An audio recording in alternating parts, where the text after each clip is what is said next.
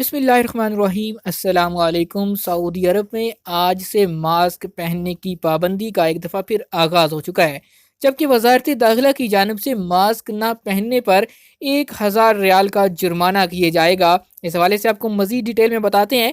وزارت داخلہ نے شہریوں اور مقیم غیر ملکیوں کو خبردار کیا ہے کہ ماسک نہ پہننے کی خلاف ورزی پر 1000 ریال تک جرمانہ ہے۔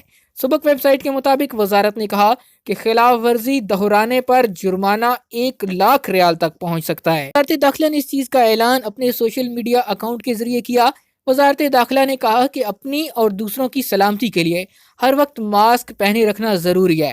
وزارت داخلہ نے منگل کو اعلامیہ جاری کرتے ہوئے کہا تھا کہ جمعرات سے تمام بند اور کھلے مقامات میں ماسک اور سماجی فاصلے کی پابندی پر سے عمل کیا جائے گا۔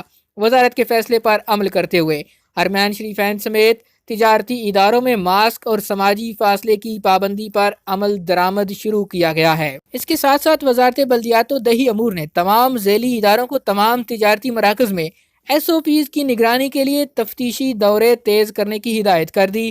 وزارت نے کہا کہ وزارت داخلہ کی ہدایت کے مطابق آج سے ماسک اور سماجی فاصلے کی پابندی پر عمل ہو گیا ہے۔ فیصلے کے نفاذ کو یقینی بنانے کے لیے تمام بلدیاتی اداروں کو دورے کرنے کی ہدایت کے ساتھ واضح طور پر بتا دیا گیا ہے کہ SOPs کی خلاف ورزی پر کسی قسم کی رعایت نہ کی جائے۔ وزارت نے تجارتی مراکز کی انتظامیہ سمیت رہائشیوں کو ہدایت کی ہے کہ سب کی سلامتی کا تقاضا یہ ہے کہ ہم ماسک اور سماجی فاصلے کی پابندی کریں۔ تمام اقدامات سعودی عرب میں کرونا وائرس کے بڑھتے ہوئے کیسز کو دیکھ کر کیے گئے ہیں۔